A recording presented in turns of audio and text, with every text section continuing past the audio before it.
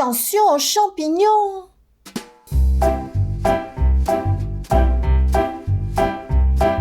Taoki, page 36.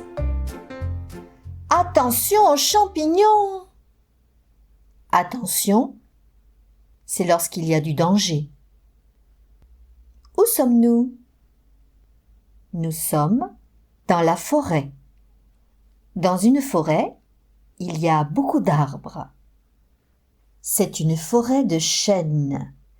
Le chêne est un grand arbre. Ses fruits s'appellent des glands.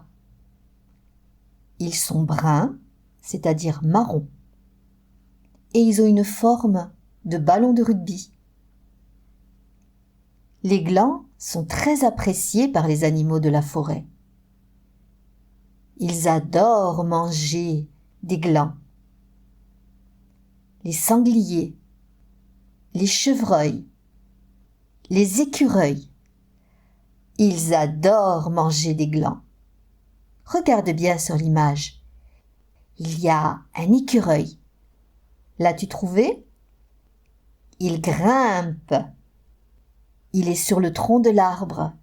Il grimpe. Quels sont les personnages? Il y a Lily, il y a Hugo, il y a Taoki. Que font-ils? Ils se promènent dans la forêt. Pourquoi se promènent-ils dans la forêt? Ils vont cueillir des champignons avec un panier. Ils vont chercher des champignons. Lily et Hugo portent un panier. Ils cherchent des champignons dans la forêt.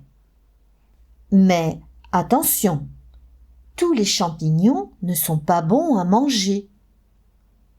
Quand on peut manger les champignons, on dit qu'ils sont comestibles. Les autres sont dangereux. On dit qu'ils sont vénéneux. Dans la forêt, il y a beaucoup de champignons. Il y a ceux que l'on peut manger.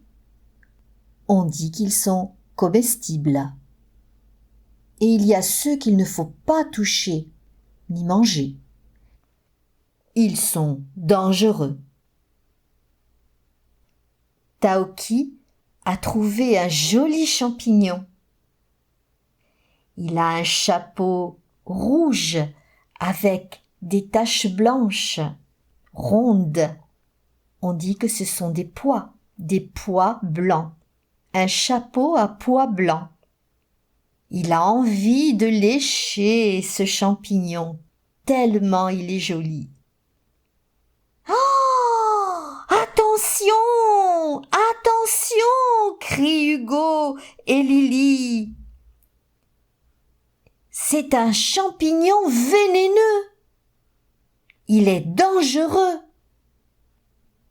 Ne touche pas à ce champignon. Ne le lèche pas avec ta langue. Taoki aimerait lécher ce champignon. Hugo lève les bras en criant. Lily fronce les sourcils et crie, elle aussi. Attention, danger! Lily est fâchée. Elle montre du doigt le champignon vénéneux. Attention, ne le lèche pas! Mais les champignons ne sont pas les seuls dangers de la forêt. Il y a aussi des vipères. La vipère est un serpent vénéneux. Il est dangereux, comme les champignons. Les champignons et les vipères sont vénéneux. Ils sont dangereux. Taoki, page 36. Nous allons étudier le son « est ». Pour prononcer le « est », tu dois étirer tes lèvres en faisant un grand sourire. Tu mets ta langue en avant et tu ouvres légèrement la bouche. Est, est, est. Dans le mot forêt, on entend le son est. Dans le mot vipère, on entend le son est.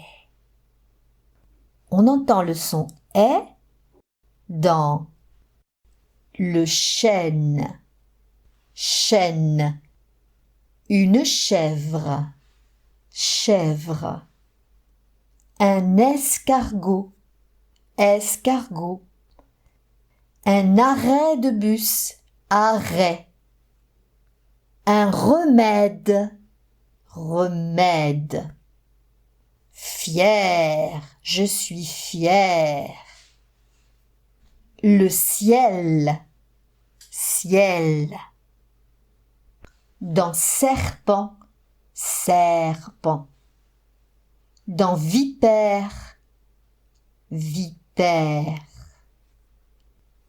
une veste, veste,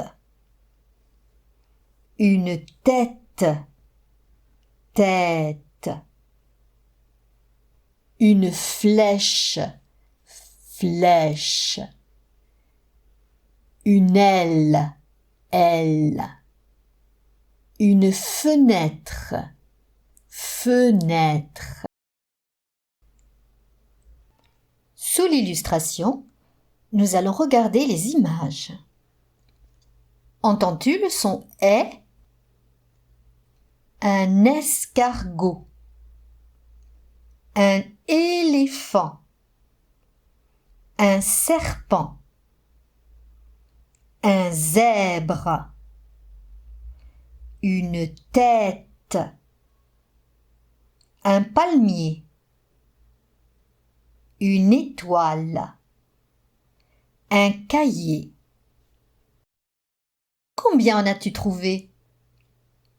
Moi, j'en ai trouvé 4.